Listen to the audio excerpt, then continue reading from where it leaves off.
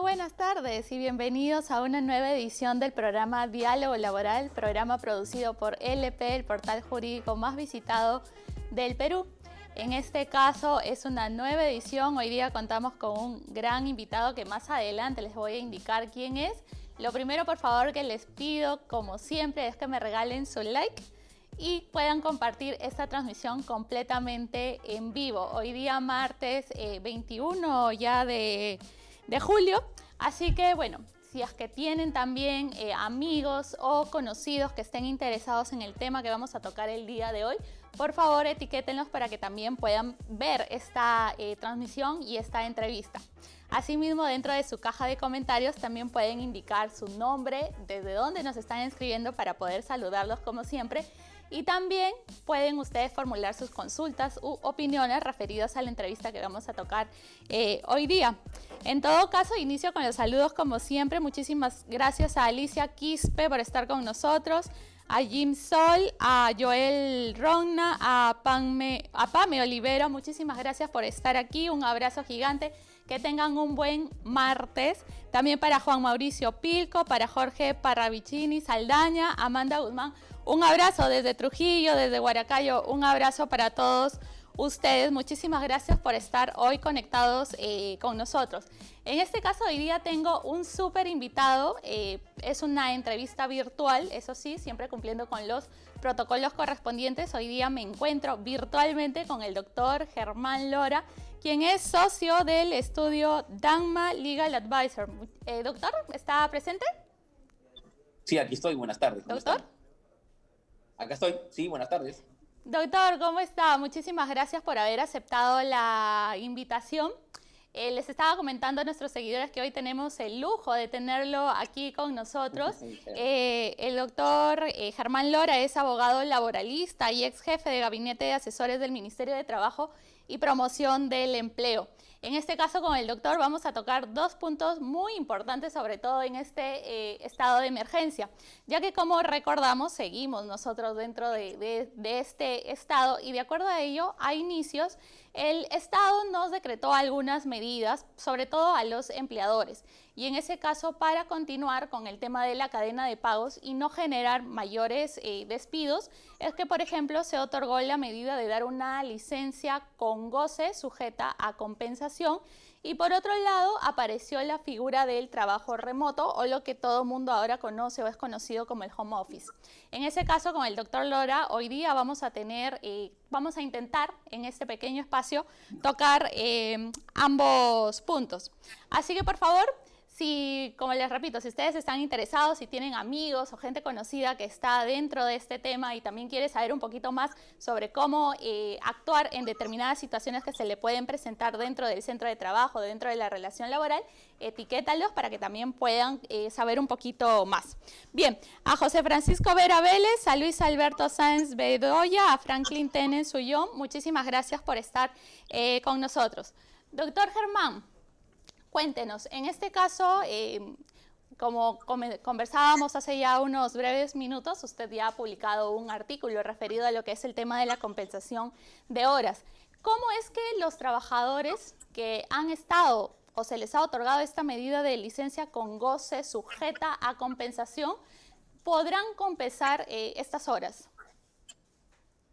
A ver, primero, buenas tardes y muchas gracias por la invitación. Para mí es un gusto estar, por lo menos virtualmente, con ustedes. Ya será en una próxima oportunidad de estar en presencia ahí en sus oficinas. La posibilidad de compensar, hoy muchos trabajadores tienen un número de horas que han sido pagadas por su empleador, que no han sido laboradas por el trabajador, y que en un acuerdo con el empleador tienen que sentarse a ver qué van a hacer con esas horas. ¿Qué se puede hacer con esas horas? Es la pregunta. Se pueden hacer dos cosas, a grandes rasgos. Se pueden compensar esas horas con horas de trabajo. Por ejemplo, puedo compensar esas horas dejadas de laborar con trabajar de lunes a viernes 2 horas más, por ejemplo. Salgo a las 6, me quedo hasta las 8 y voy un poco matando las horas que me han pagado y que le debo al empleador. Una primera posibilidad, matarla con horas. Otra segunda posibilidad es matarla con beneficios económicos, es decir, compensar los días, valorizar los días que me debe el trabajador y pagarlos o compensarlos con beneficios económicos. Llámese, por ejemplo, tuvimos la oportunidad de hacerlo, como algunas empresas lo han hecho, con la gratificación de julio del año 2020. Es decir, a grandes rasgos tenemos, en dos grandes grupos tenemos, la posibilidad de compensarlo con horas. En el ejemplo que he dado es uno de los ejemplos de compensarlo. Por ejemplo, otro caso que yo podría compensar con horas sería que si mi jornada es de lunes a viernes, yo podría compensar trabajando los sábados, por ejemplo, y dejando mi descanso semanal obligatorio solamente para los domingos. Ese es el primer gran grupo. Y la segunda posibilidad que tengo es hacerlo, como lo he mencionado, con beneficios económicos. En el ejemplo que hemos iniciado esta conversación, es la gratificación de julio del año 2020, pero puede ser la gratificación de diciembre del 2020, las utilidades del 2020 repartidas en el 2021, o algún bono, o algún otro beneficio económico, o la propia remuneración mensual. Esas son las dos grandes posibilidades o alternativas que yo tengo para hacer frente a las horas que el trabajador le debe al empleador. Ahora, con respecto al tema de la compensación en beneficios económicos, ¿unilateralmente es el empleador quien decide hacer el descuento, por así decirlo, o necesita un previo acuerdo con el trabajador? Correcto. Lo que usted plantea es lo sustancial de esto, ¿no? Porque el acuerdo de partes me va a llevar a determinar qué es lo que yo debo hacer o qué es lo que las partes consideran que se debe hacer. Puedo hacerlo con beneficios económicos, lo puedo hacer con horas. Si las partes no se ponen de acuerdo, no podría afectar beneficios económicos. Lo único que le quedaría al empleador es afectar beneficios que tienen que ver con horas, es decir, jornadas de trabajo como las hemos conversado. Entonces, si el empleador y trabajador no se ponen de acuerdo en cómo afecto, a dónde afecto las horas dejadas de laborar y que han sido remuneradas, le va a quedar a disposición del empleador la determinación de cómo se compensan, pero solamente con horas. Es decir, solamente el empleador va a poder decirle al trabajador, bueno, te vas a quedar 2 horas más, vas a venir el sábado, vas a tener una capacitación el sábado de materia de seguridad y salud en el trabajo que van a compensar estas horas. Es decir, en respuesta a tu pregunta es, si no hay acuerdo, no cabe compensar en beneficios económicos. Si no hay acuerdo, lo único que le queda al empleador es compensar con horas de trabajo posteriores. Ok, doctor, me queda completamente claro. Ahora, ¿qué pasa con aquellos trabajadores que, por ejemplo, tienen la calificación de confianza o de dirección, que son trabajadores que no son, por lo general, sujetos a fiscalización inmediata? Con ellos, ¿cómo aplicaríamos el tema de la compensación de horas? Ahí va a estar bien difícil, porque ese era el cuestionamiento que se hacía al inicio de toda esta situación. Hay, por ejemplo, ese tipo de trabajadores es aquellos que no tienen una jornada máxima de trabajo y por lo tanto no tiene ningún sentido el hacerlos trabajar 2 horas más diariamente, porque como no tienen una jornada máxima de trabajo, no tienen una determinación clara de cuántas horas me deben tampoco, ¿no? Porque hay que ir un paso atrás. Si un trabajador que no era un trabajador no sujeto a fiscalización inmediata, en principio no estuvo trabajando, yo le pagué su sueldo y me debe horas, entonces cuando comience a trabajar y tenga la posibilidad o la obligación de compensarme las horas, definitivamente en horas diarias o en horas extras a la jornada no me va a poder compensar porque él no tiene jornada máxima, ¿no? Lo que va a pasar ahí es que puedo compensar con días, por ejemplo, ¿no? Con algún feriado, por ejemplo, ¿no? O con algún día sábado, por ejemplo, que no afecte nunca su descanso semanal obligatorio.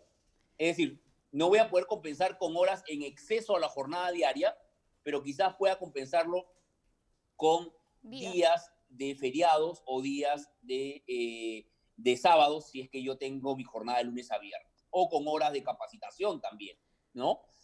Esa es la primera problemática que existía cuando se dio esta norma.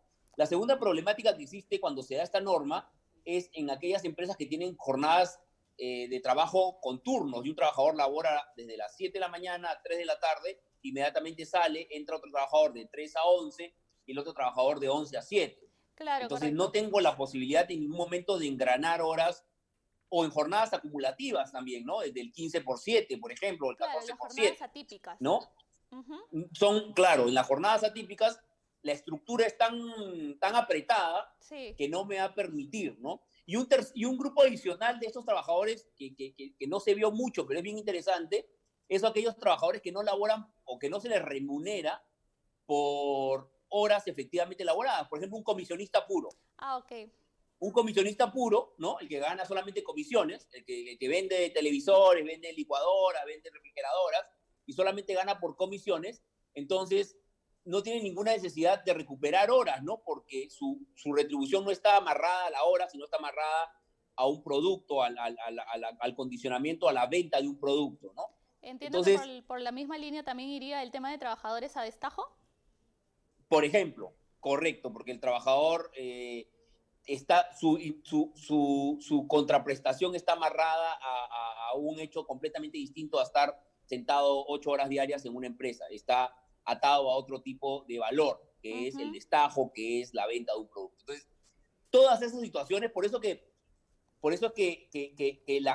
los empleadores en su momento pedían que de una vez cese el tema de la licencia con goce, no solamente porque económicamente no podían soportar más de 30 días, como Claro, pasó, sino que exacto. además había muchas situaciones que usted ha planteado y que hemos ido analizando que tampoco caben en esta posibilidad. Entonces, es complicado, ¿no? Va a ser muy, muy complicado determinar este tema de compensar horas extras referido a esta clase de trabajadores. Ahora, tengo otra consulta, otra pregunta que me surge en este momento, y es que, por ejemplo, sabemos que a veces hay empleadores que tienen deuda de horas extras de meses anteriores. ¿Podrían compensar esas horas extras de meses anteriores antes de otorgar esta medida ahora con la licencia con goce sujeta a compensación?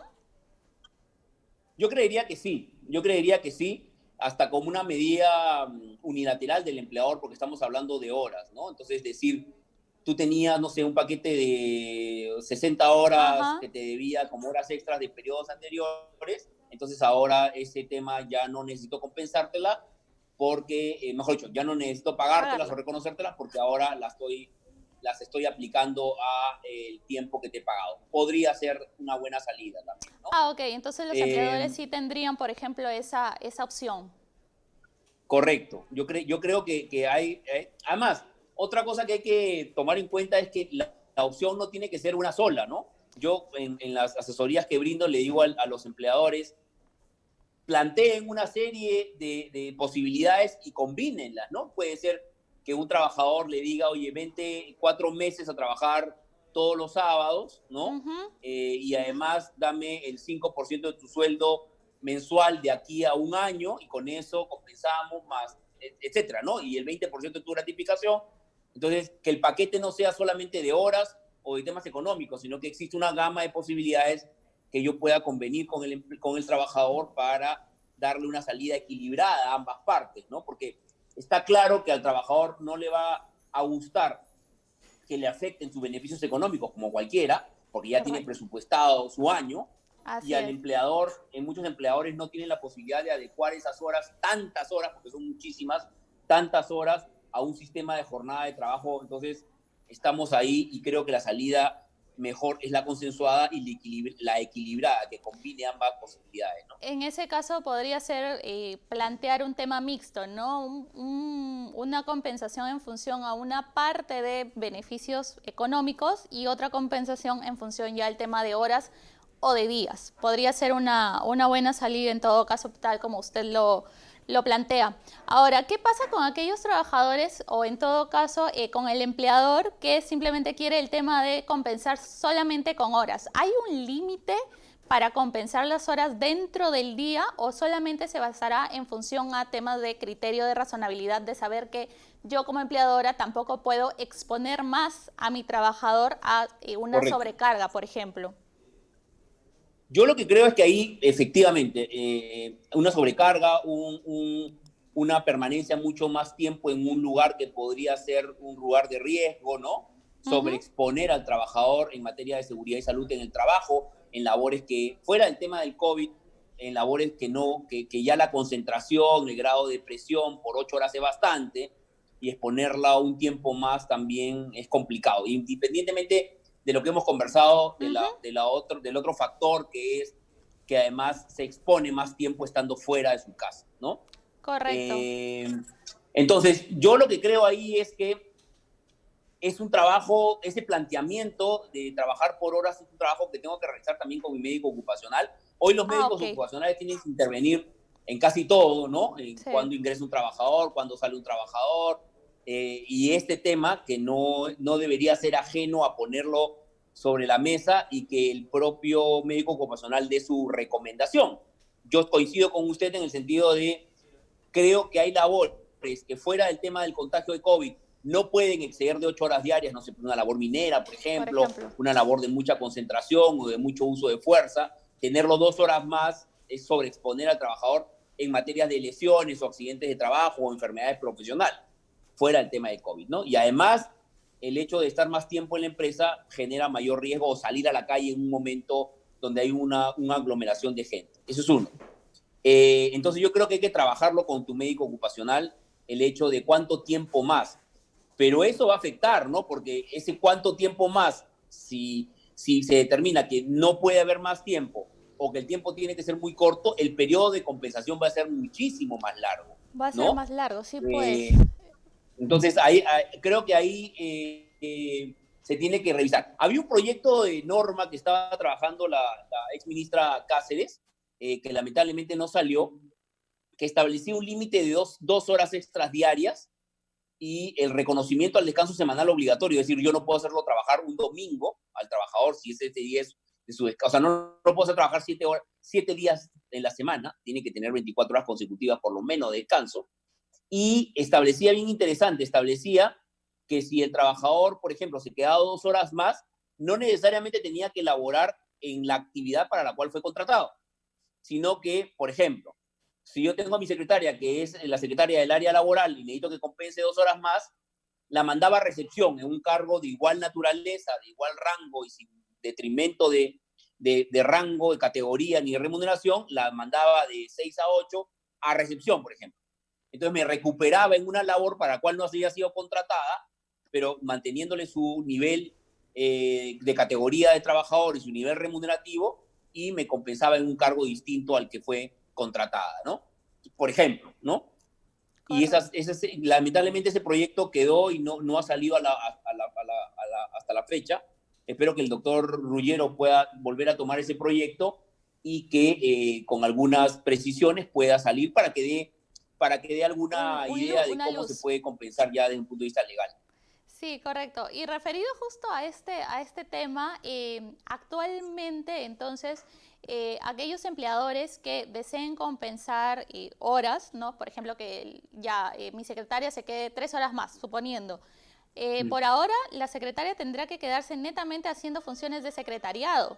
O también podríamos tomar el criterio que simplemente se mantenga dentro de su categoría y dentro de su rango de remuneración para que pueda compensar esas horas. O es que como no está normado, cabría la posibilidad de una desnaturalización. A ver, yo creo que en base a la facultad directriz del empleador cabría hacer la compensación en el ejemplo que hemos puesto, que puede ser cualquiera, pero en el ejemplo que hemos puesto cabría la posibilidad de decir, bueno, ya la labor X, por ejemplo, en los turnos estos acumulativos, ¿no? Que estamos hablando que son seguidos, ¿no? De 7 a 3 y así sucesivamente. Entonces, como el trabajador ya no puede hacer labor de tornero, por ejemplo, porque ya no hay labor de tornero, porque ya entró el tornero de segundo turno, mandarlo a hacer una labor de la misma categoría, ¿no? Y eso creo yo que está en la facultad directriz del empleador, ¿de acuerdo? Pero mucho cuidado con ello, porque la otra vez me hacían una acotación muy interesante, es mucho cuidado con esa posibilidad de hacer que el trabajador haga una labor distinta para la cual fue contratado en contratos de trabajo sujetos a modalidad. ¿Por qué? Porque podrían estar desnaturalizándose los contratos, ¿no? Es decir, si yo contraté a alguien por necesidad de mercado para que haga la labor de tornero, ¿no? y después de que salgan las 3 de la tarde hasta las 5, le hago que haga una labor, vamos a poner, de soldador, ¿no? Y, y el contrato sujeto a modalidad que suscribí con el tornero era para labores de tornero por necesidad de mercado en tornero, y lo hago trabajar como soldador, entonces ahí sí mucho cuidado que estaría desnaturalizando el contrato de trabajo a plazo fijo para el cual contraté a este trabajador. Así que hay que tener mucho cuidado con esa posibilidad que estamos conversando de cambiarle la labor, porque ese cambio de labor puede terminar desnaturalizando el contrato si es que el trabajador tiene un contrato de trabajo a plazo fijo. Ok, entonces a todos nuestros seguidores recomendar en todo caso que esta opción sí tomarla con los cuidados y las pinzas, por así decirlo, del caso. Doctor, tengo una pregunta de Lucy Zapata, quien relacionada obviamente a estos temas de compensación nos indica, en caso el trabajador sea o pertenezca al grupo vulnerable o de riesgo, ¿cómo sería para que proceda a recuperar las horas dejadas de laborar? Ahí se agrava el tema por 2 razones. La primera razón es porque los trabajadores del grupo de riesgo, si no quieren laborar, no laboran y siguen en su pensión perfecta. Ya pueden tener más o menos llegando a 130 días de su pensión perfecta, ¿no? Correcto. 130 días de su pensión perfecta de labores, más o menos deben ser unos 110 días de labor efectiva de trabajo, y 110 días de labor efectiva de trabajo son casi 4 meses, ¿no? Más 4 o 5 meses de labor efectiva. Entonces, ese es el problema en que se han puesto a los trabajadores, primero porque la licencia continúa, es decir, no hay todavía una posibilidad ni llevarlos a una suspensión perfecta. La posibilidad de trabajo remoto existe, pero si el trabajador no puede realizar trabajo remoto, no lo va a hacer. Y si el trabajador, como está pasando mucho, tiene temor, y es muy válido el temor de no continuar laborando, entonces el primer gran problema es que tengo trabajadores considerados dentro del grupo de riesgo que tienen y van a seguir teniendo muchas horas de deuda, ¿de acuerdo? Es el primer tema. Y el segundo tema es que cuando ya ojalá pronto acabe toda esta problemática, cuando quiera recuperar, el trabajador va a seguir siendo un trabajador de riesgo, ¿no? Y entonces voy a tener que tener doble cuidado para hacerlo recuperar. Entonces, las circunstancias que estábamos hablando hace poco, de que se complica el hecho porque el médico ocupacional tiene que darle el ok a un trabajo de un trabajador que no está dentro del grupo de riesgo, imagínate cómo tiene que ser con un trabajador dentro del grupo de riesgo, tiene que tener mayor cuidado, entonces la compensación va a ser más lenta, va a ser más tardía, y entonces podríamos tener un trabajador que me deba que 2 años de trabajo, ¿no? Entonces, estamos en situaciones complicadas que también ahí yo quiero que los trabajadores entiendan, ¿no? Porque muchas veces se le carga al empleador el tema de estas responsabilidades, pero creo que aquí tenemos que llegar a un punto medio y es en la línea de lo que hemos conversado, ¿no? Creo que una solución buena es que las partes también comiencen a ver afectados beneficios económicos para que exista un equilibrio en la compensación de estas horas dejadas de laborar, ¿no?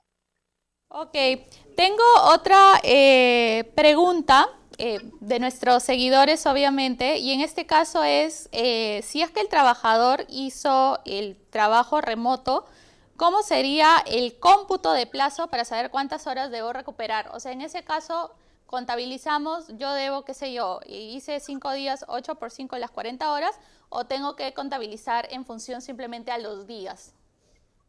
Es que esa es otra problemática interesante la que han planteado. Muchas empresas, como todo esto vino de golpe y todo esto vino de manera abrupta, de un momento a otro, el 15 al 16 de marzo, la norma sale el 15 para entrar en operatividad y en vigencia a partir del 16, entonces nadie previno esto y al final terminamos en que pasaron 3 meses y nunca llevé un control, ¿no? Y entonces en verdad, existen muchas empresas en las cuales, ya, ¿cuántas horas me debe el trabajador? Ni idea, porque además al trabajador le dijeron, oye, ándate a tu casa, hacer licencia con goce de haber porque no podemos salir, y de repente lo llamaban y le decían, mándame este informe, ayúdame con este tema, entonces trabajaba 2, 3 horas, o trabajaba 6, o habían días que no trabajaba, entonces el control no existe.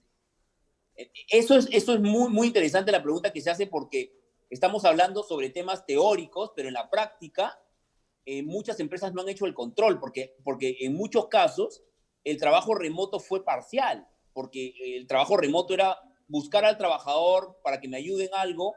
Inicialmente había mucho trabajo remoto, yo diría el primer mes hubo muchísimo trabajo remoto, y después como ya la empresa no funcionaba y no estaba en actividad porque no era esencial, el trabajo remoto decayó. Entonces muchos empleadores comenzaron a decir, bueno, ya no hay trabajo remoto, ya no estás en trabajo remoto, te saco del trabajo remoto y te mando una licencia con goce para que a futuro me recuperes.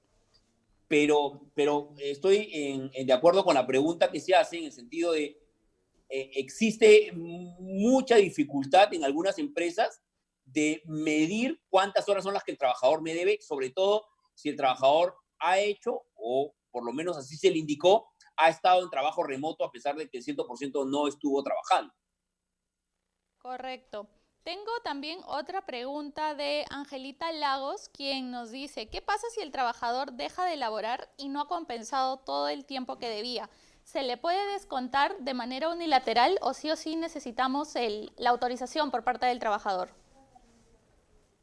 Esa es una inquietud que todo el mundo tiene en relación a los trabajadores que cesan, ¿no? Primero te voy a decir que en la línea del proyecto que existía y que estaba trabajando la ministra Cáceres en relación a este tema, o que estaba trabajando el Ministerio de Trabajo en el momento que estaba la ministra Cáceres, era que si el trabajador se desvinculaba, no tenía que compensar nada, ¿no? Entonces, eso también es medio complicado, ¿no? Porque en verdad lo que estás haciendo es, claro, entregándole un dinero de una desvinculación que puede ser una finalización de un contrato de plazo fijo, por ejemplo, o una renuncia al trabajador, ¿no? Correcto. Entonces, en principio, no ha salido nada. En principio, le estoy comentando que como primer tema les comento que el proyecto que se estaba trabajando de norma, de compensación, establecía que no se compensaba. Pero fuera de ese proyecto que iba por esa línea, si el trabajador se va, yo no puedo descontar de su liquidación de beneficios sociales si no tengo autorización del trabajador. No cabe descontarle a un trabajador de su liquidación de beneficios sociales, ni en este caso ni en ningún otro, si el trabajador no consiente. Pero sin embargo, nos olvidamos que la ley de CTS establece la posibilidad de utilizar, de cobrarme del 50% de la CTS que está en el banco, que yo tengo en mi poder y que todavía no he depositado porque es CTS trunca, del 50% de esos montos que están en mi poder o que están en el banco, de cobrarme en 3 casos. En los casos en que el empleador le haya adelantado sueldo al trabajador, le haya hecho un préstamo al trabajador o le haya entregado mercadería al trabajador y el trabajador no la haya devuelto. En esos 3 supuestos, y en este caso estamos en el adelanto de sueldo, en estos 3 supuestos, yo puedo ir a tocarle en la puerta al banco y decirle, banco, devuélveme del 50% de la CTS, dámelo a mí porque voy a compensar lo que yo le adelanté al trabajador. Entonces, esa es la respuesta que yo le podría dar a la pregunta que se ha hecho. Si bien no puedo descontar de la liquidación, sí puedo utilizar el 50% de la CTS que está en el banco para efectos de compensar unilateralmente la deuda que tiene el trabajador en calidad de adelanto de un ingreso. De sueldo. Ok, y en la misma línea también iría el tema de la CTS trunca.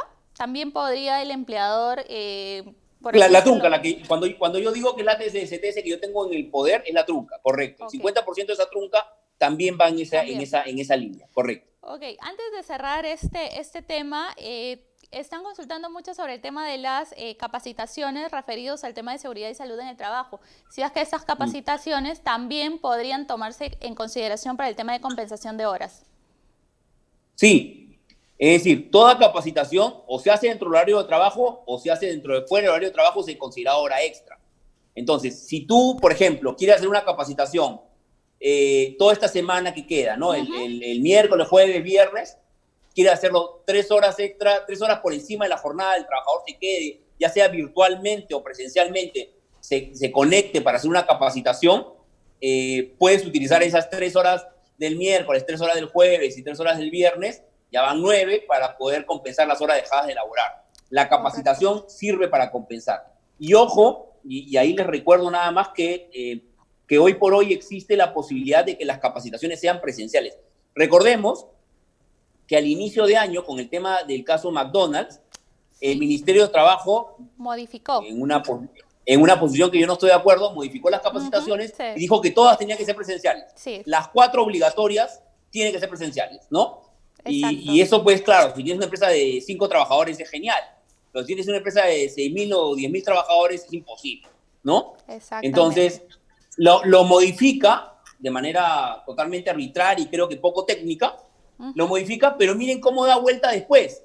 El decreto legislativo 1499, que es un decreto legislativo que salió, si no me equivoco, en mayo, que regula ciertas obligaciones laborales, dice, bueno, señores, durante la etapa de emergencia sanitaria, las capacitaciones solamente van a ser presenciales, la del ingreso del trabajador, cuando el trabajador ingresa, lo cual también es absurdo, o en el cambio de puesto del trabajador, si hay un cambio de puesto del trabajador. Las demás las pueden hacer virtuales. Entonces, lo que quiero decirles, aprovechen en compensar las capacitaciones y aprovechen en utilizar la plataforma virtual para hacerlas, porque hoy por hoy, hasta por lo menos el 7 de septiembre, hay la posibilidad de hacer eso, ¿no?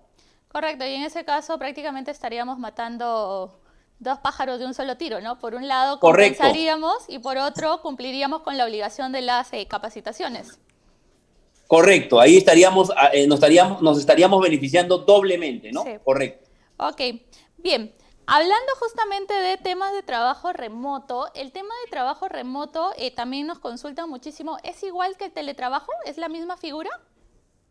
No, el teletrabajo, la diferencia son, voy a puntualizar 4 diferencias para mí o algunas diferencias importantes. La primera es que el trabajo remoto es una decisión unilateral del empleador.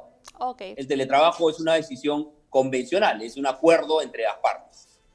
Es decir, si un empleador hoy quiere decirle a tu trabajador, anda a trabajar de manera remota y el trabajador no quiere, tiene que hacerlo, porque es una decisión unilateral.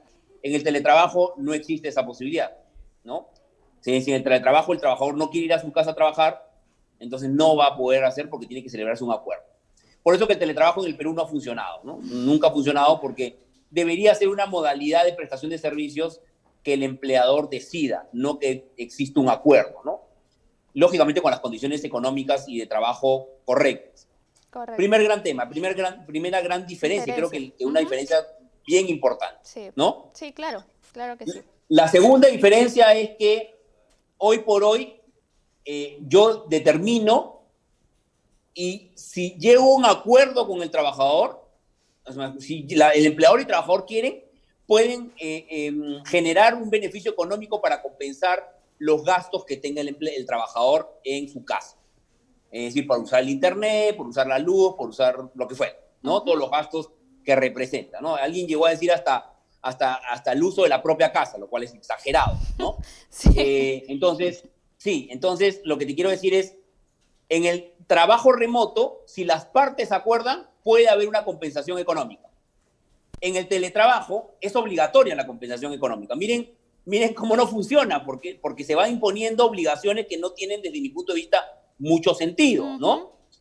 Si el empleador le otorga las herramientas de trabajo al trabajador, entonces válidamente no debería pagarle nada adicional. Además, creo que hay beneficios mucho más, nos olvidamos de los beneficios que tiene trabajar muchas veces desde su casa o desde un lugar distinto de la oficina. Segundo gran tema, la compensación económica. Tercer gran tema, en el trabajo remoto, el trabajo normalmente tienes que realizarla en tu casa o en el lugar donde estés aislado, ¿no? Donde Correcto. ¿no? En cambio, en el teletrabajo lo puedes realizar desde tu casa, lo puedes ir a una cafetería, te puedes ir de viaje, puedes ir a un hotel. Es decir, no hay una circunstancia de aislamiento como la que de alguna manera tiñe al trabajo remoto, ¿no?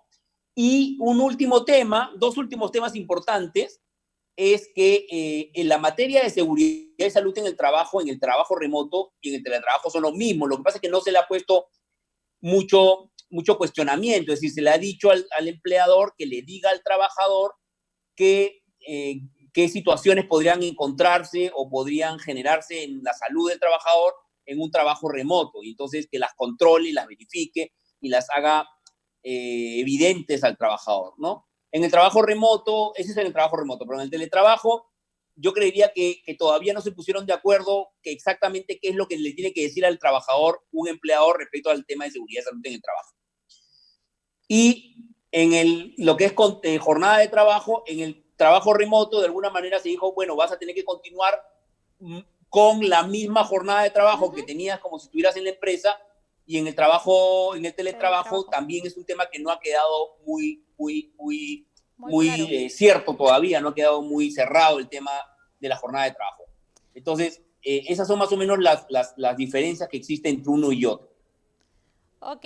Ahora, por otro lado, en cuanto netamente al trabajo remoto, que es la situación que muchos de nuestros seguidores probablemente estén, en estas circunstancias, ¿se aplica también el respeto por el tema de los feriados? Porque a veces pasa que algunos empleadores, si bien es cierto, tenemos a nuestro trabajador trabajando supuestamente en casa o en el lugar de aislamiento social, en el día feriado o en el día del descanso están llamando para algún tema de informe o contéstame la llamada o necesito el correo electrónico. En este tipo de situaciones, ¿el trabajador podría negarse a no hacer este tipo de funciones? Sí, porque los derechos son los mismos que tiene un trabajador que hace una labor presencial, ¿no? Y independientemente del teletrabajo, esto también ha pasado, este tema de que me llaman un sábado, un domingo, un 1 de mayo, un 8 de octubre, pasa normalmente a pesar de que tú te vayas de la oficina y te vas a tu casa, ¿no?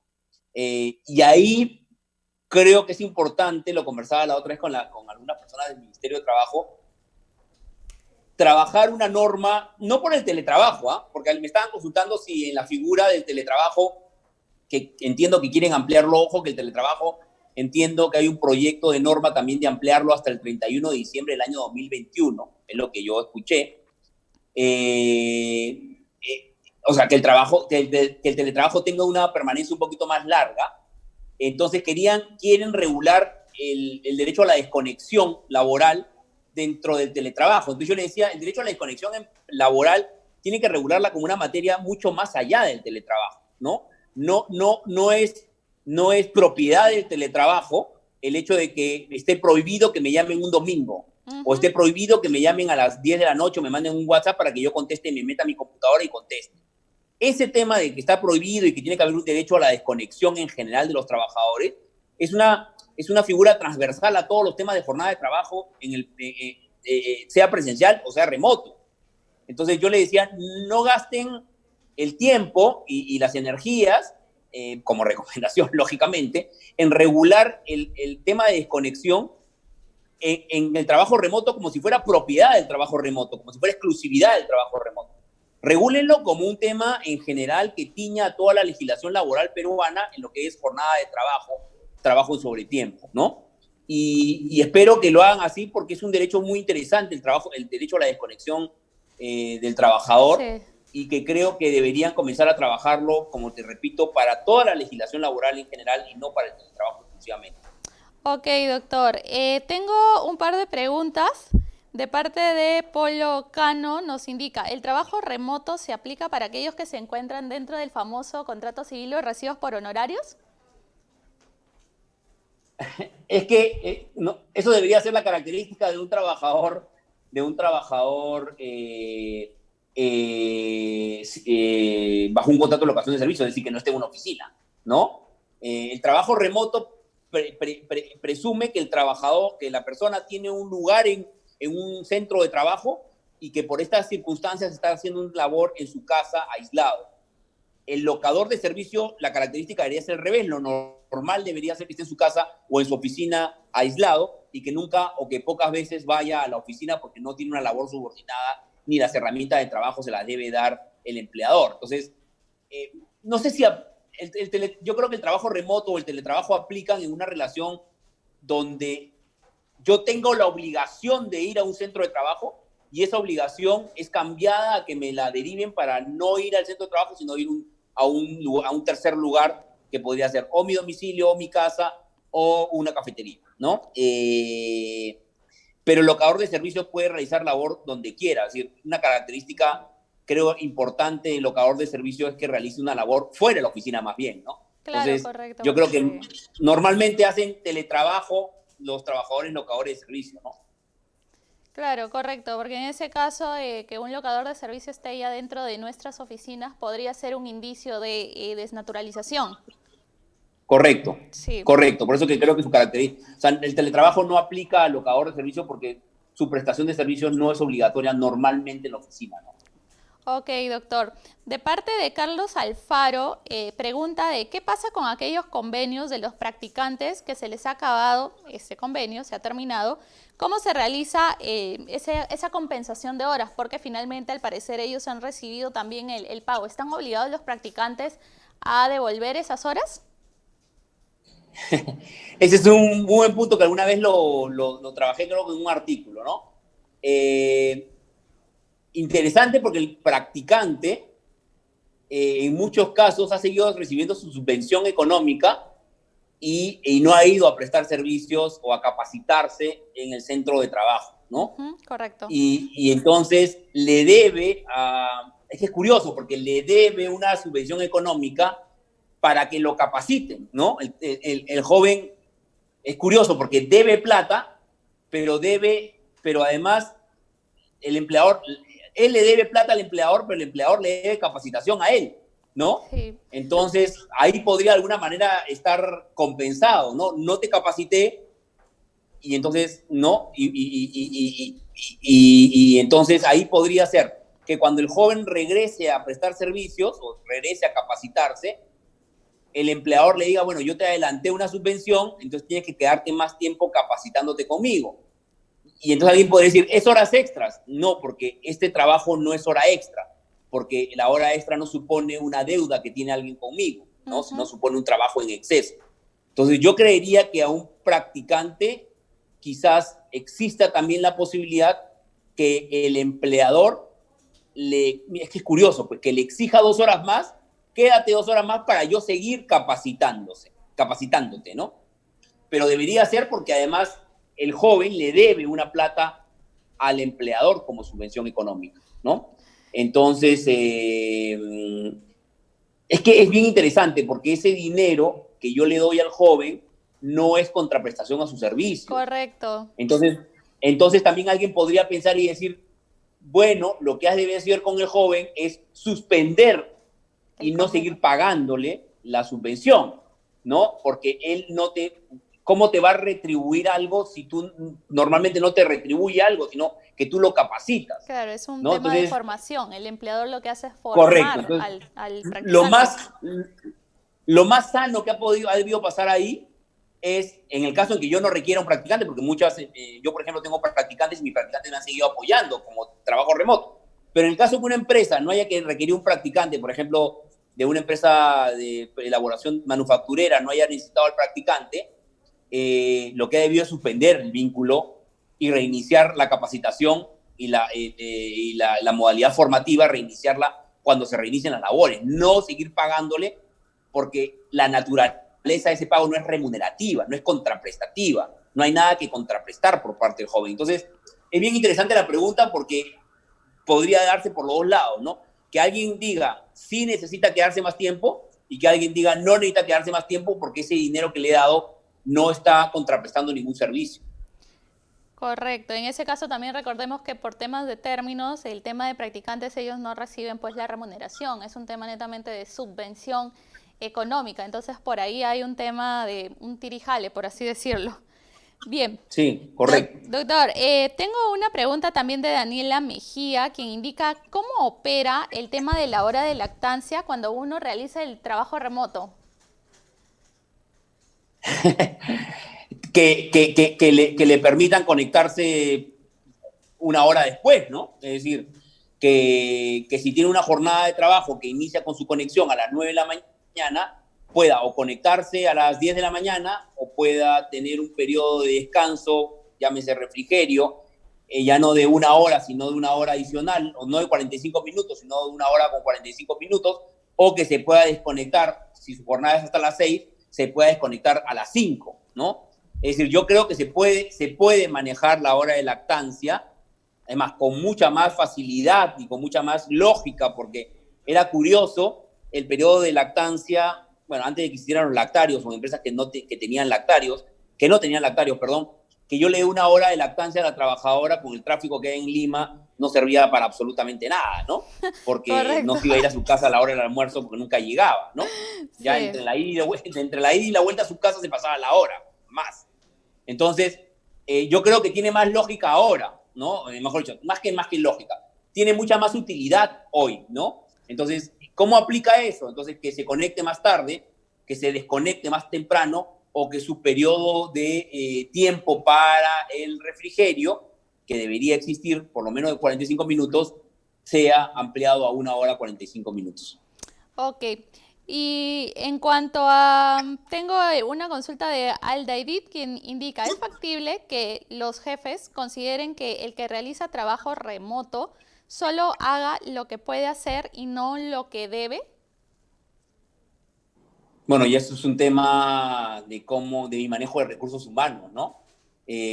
No sé a qué se refiere con lo que puede hacer y no con lo que debe hacer. Entiendo que tiene, por ejemplo, el tema de funciones determinadas y algunas funciones probablemente dentro del trabajo remoto no se pueden realizar.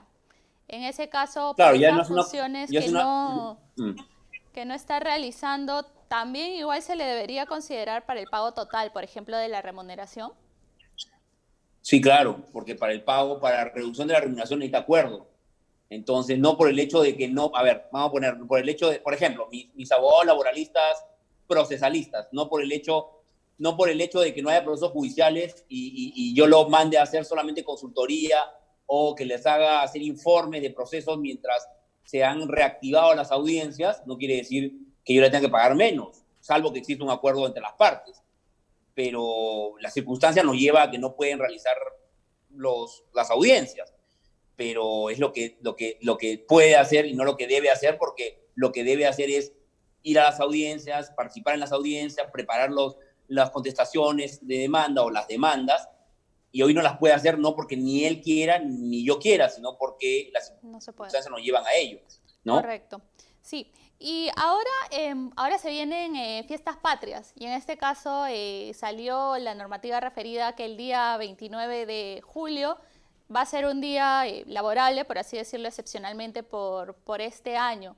En su opinión, ¿es correcto que para aquellas personas, porque hay muchos comentarios referidos a yo he seguido laborando de manera normal porque probablemente han estado dentro de empresas que prestan servicios esenciales o en todo caso aquellos trabajadores que están realizando lo que viene a ser el trabajo remoto, ellos abogan por, de todas maneras necesito este feriado? ¿Usted cree que ha sido correcta esta toma de decisión? Es que los feriados son bien arbitrarios, ¿no? Porque Sí. puede ser que haya caído un feriado domingo y entonces no se quejarían de eso, ¿no? Los feriados son arbitrarios. Lo que no son arbitrarios son los descansos semanales obligatorios. Correcto. Por eso que hay que diferenciar la naturaleza jurídica de uno y del otro, ¿no? Los feriados pueden ser arbitrarios. Entonces, ha podido caer sábado 28, domingo 29, y si el presidente de la República decía no es feriado y tienen que trabajar, alguien diría, bueno, no me importa mucho porque el domingo no trabajo, ¿no? Ahora que cae, creo que martes o miércoles o jueves, entonces sí levantan la voz. A ver, yo creo que en circunstancias como la que nos encontramos ahora, donde gran parte de la población no ha estado trabajando o ha estado trabajando de manera remota, el hecho de que ese día se haya eliminado los feriados es una decisión legislativa, una decisión de gobierno, perdón, expresada en una modificación legal, que yo creería que no debería afectar primero a muchas personas, porque muy pocas han estado, no muy pocas, algunas han estado trabajando como servicios esenciales y la gran mayoría no ha estado trabajando o ha estado en una licencia con goce, ¿no? Entonces, si regresamos a nuestra conversación de la licencia con goce y vemos cuántas horas me debe un trabajador, también podríamos por ahí decir, oye, un día que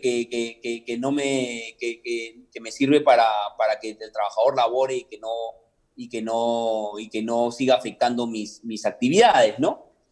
Yo lo veo como una decisión de gobierno, una decisión que físicamente no afecta a un trabajador, porque como te repito, ha podido caer esto domingo y ahí sí nadie se quejaba. Sí, entonces, hay que diferenciar la naturaleza jurídica de un descanso semanal obligatorio, que ese sí no hay que modificarlo nunca, porque de cada 6 días, por lo menos tengo que tener un día de descanso, de un feriado que muchas veces es arbitrario, ¿no? Y que te puede caer un día que no te afecte, y este caso cayó con un día que te afecta, pero yo creo que hay que preocuparnos un poco por nuestro trabajo, porque el Perú crezca, y no sé si va a crecer con un día más de trabajo, pero por lo menos concientizarnos en eso, ¿no?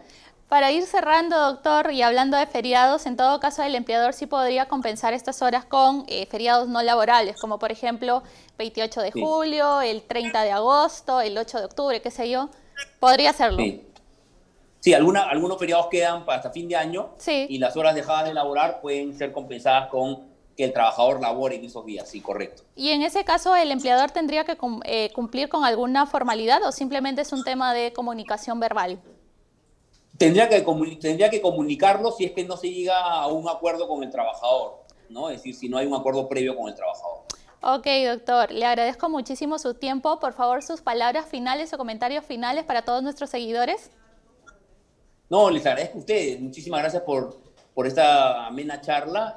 Siempre es bueno escucharlos a ustedes, escuchar a la gente qué opina sobre estas materias. A veces uno se encierra en sus temas y no ve el panorama completo. A mí me encanta cuando hay este tipo de conversaciones, porque nos llevan a tener situaciones que a veces no las tenemos mapeadas, y que es importante analizarlas. Muchísimas gracias por esta oportunidad, y para cuando quieran estoy 100% dispuesto. Ok, muchísimas gracias, doctor Germán Loral. Desde acá le mandamos un gran saludo. Ha sido muy interesante hablar con usted sobre todos estos temas que, como dice usted, a veces pues estamos en otras y ¡pum!, salta, ¿no? El tema de feriados y demás, el tema de cómo compensar las horas que de repente muchos de nosotros no lo teníamos muy claro. Muchísimas gracias por sus aportes, y a nuestros seguidores decirles simplemente que compartan esta transmisión, va a quedar completamente grabada. Síganos en nuestras redes sociales y nos vemos el próximo martes en Diálogo Laboral. Un abrazo y buena tarde.